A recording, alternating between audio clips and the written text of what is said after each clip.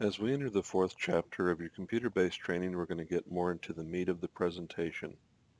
We're going to talk about thermal management, which has to do with your heat sinks, thermal paste, thermal pads, fan controls, third-party utilities, maintenance, and aftermarket accessories. We'll also touch on power management. This has to do with your AC adapters, power meters and surge protectors, as well as uninterruptible power supply, or UPS. We'll also get into UEFI or BIOS management.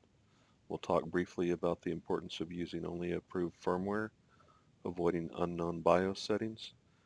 We'll look at navigating the BIOS menus to show you what's in there, and we'll also cover resetting NVRAM.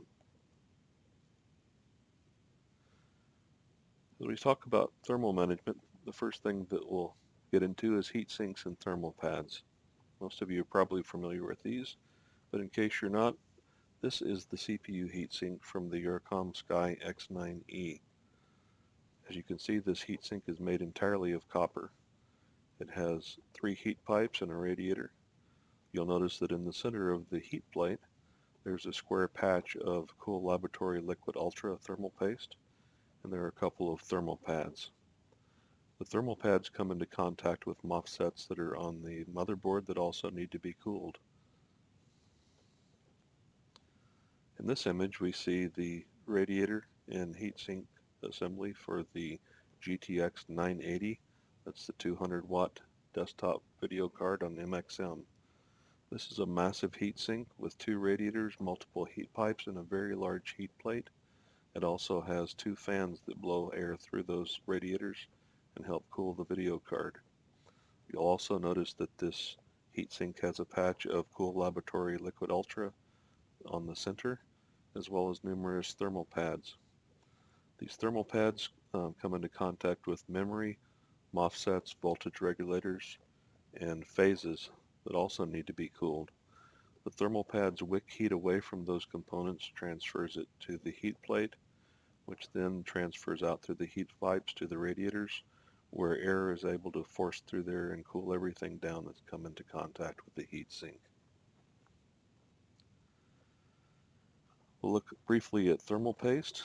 There are tons of different kinds of thermal paste. A lot of people have their favorites. Pictured here are Cool Laboratory Liquid Ultra on the left.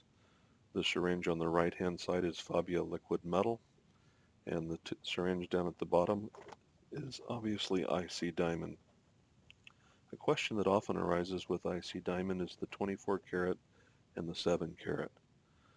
That has to do with the quantity of thermal paste and the size of the syringe. All IC Diamond thermal paste is exactly the same, so when you see 24 karat, you know you have the larger tube of thermal paste.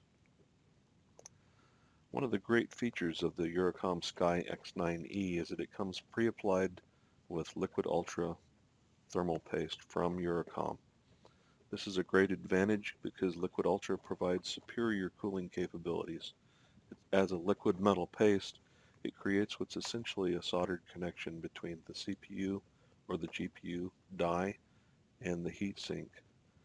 A couple of things to keep in mind, obviously, with liquid metal thermal paste is that it's conductive. Also, the Liquid Ultra and Fabia Liquid Metal contain gallium. Gallium will cause severe corrosion of aluminum, so if you get any contact at all with aluminum, you'll want to remove it immediately and remove it thoroughly. And because it's conductive, you'll want to avoid contact with any kind of electrical components because you don't want to have a short circuit. Now, some people get really freaked out about this, but there's no reason to be afraid. If you use this product as intended, follow instructions, and are careful not to get it on things that it doesn't belong on, there's absolutely no reason to be afraid. And it does a superior job, and it's going to help you achieve overclocking performance that you won't be able to with any other thermal paste. Let's look at fan controls for a minute. Not only are heat sinks, thermal pads, and thermal paste important, but so are your fans, especially if you're overclocking. Having the best paste and pads in the world and a great heat sink isn't going to help if the fans aren't working correctly. If you launch the Control Center application that comes with your Sky X9E, you'll see on the System Program section that there are some manual fan controls. You can choose between maximum, automatic, overclock, and custom. For normal everyday use, automatic is going to be sufficient. That's going to allow your fans to run only when they need to and only as fast as they need to. But if you're overclocking, I suggest that you choose the maximum option. This will boost your fans to full speed, all three of them, and provide the best cooling available for your system. Better yet, without even launching that application, you can press FN plus the number 1 key simultaneously, and this will boost all three fans to full speed and again provide the best cooling possible. Let's take a moment to look at maintenance. This is critically important as well. If you're overclocking, it becomes even more important because things get hotter. I recommend that you clean out the heatsink radiators at least once a month, whether you think you need to or not. The need for this is going to vary largely by your environment, but during normal everyday use, the fans will pull in dust and lint and hair and a variety of different debris, which will bridge across the fins on the heatsink radiators, cause a restriction of airflow and elevated temperatures. To accomplish this, you'd remove the bottom cover, take the screws out of the fans and lift them out of the chassis, and then use compressed air or a computer vacuum to blow or suck that debris out of the heatsink radiators. A soft bristled brush can also be useful to dislodge some of that debris. For other maintenance, you may also want to invest in some alcohol prep pads, some cotton swabs, 91% isopropyl alcohol, and a microfiber cloth. Let's talk about some aftermarket accessories. When you're overclocking, cooling is everything, and you can get a little bit of a boost in cooling by using an aftermarket cooling pad. Pictured here is the Cooler Master U3. It's a great cooling pad. I have one. Now, one thing to bear in mind about cooling pads is that none of them will actually do a phenomenal job of cooling. The fans are generally low capacity, low output, and the surface of the cooling pad is blocked by a grill of some type. And as you can see that there's a perforated aluminum surface here. But you still do receive a benefit from using this. It elevates your laptop off the table or desk that you have it set on and allows it to have better circulation, and the fans do move a little bit more air. If you're ambitious, you can mod this particular unit as I have. I've installed three 120 millimeter desktop chassis fans, as well as an AC adapter that allows me to run those fans off of AC power rather than using a USB port. Now, if you want to get really extreme, like I do, one thing that you can consider is investing in a portable AC unit, like the one pictured there. That's exactly like the one I use. If you're doing an awful lot of benching and extreme overclocking, this will provide you with cooling that's far and above better than anything else available to you. One thing you want to keep in mind about using an AC cooling system is to be constantly aware of and checking for condensation. You can feel the bottom of the laptop, make sure it doesn't have any moisture on it. The first sign of any kind of moisture, you want to immediately stop. Make sure that the system is dry before you continue, because obviously that can cause problems with electrical components. One thing we're also going to explore, and as part of your assignment for this computer-based training, is to obtain these third-party utilities. During your personalized training, I'm going to walk you through the setup of these, but you need to have them downloaded and available and ready to use prior to that personalized training. You'll want to grab Throttle Stop.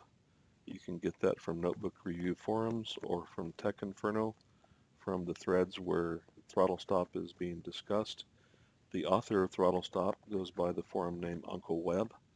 In any of his posts, you will find a link to download the latest version of Throttle Stop. You will need the latest version for Skylake compatibility. You'll also want to download Hardware Info 64. You can Google that, it's easy to find. I prefer to use the portable version that allows you to extract it into any folder you wish to have it in and launch it through startup task. I prefer that over installing it, as it does not create as many registry entries and that type of thing. And also survives operating reinstalls, lets you use the same installation if you're multi-booting without having to install it under each operating system. Throttle Stop provides us with multiple profiles.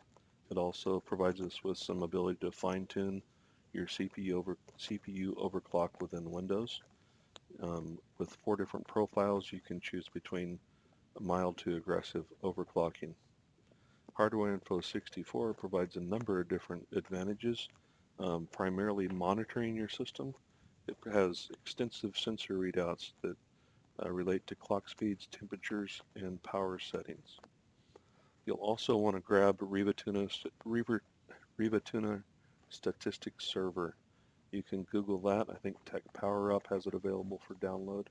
Get the latest version. It's 64-bit compatible, and we'll be setting that up during your personalized training to use the Hardware Info 64 sensors to output display to your screen so that we can monitor temperatures and power settings while we're running benchmarks or playing games. And last but not least, you'll want to download NVIDIA Inspector. We'll be using NVIDIA Inspector to overclock your video cards during your personalized training. That's a safe utility. It's fairly simple to use, and it doesn't pose any kind of risk to your display that is associated with EVGA Precision X. Talk briefly about power management. And pictured here are 2 330 watt AC adapters and a AC 100 power converter box. If you have a single graphics card in your system, you do not need the dual graphics or the dual power adapter setup.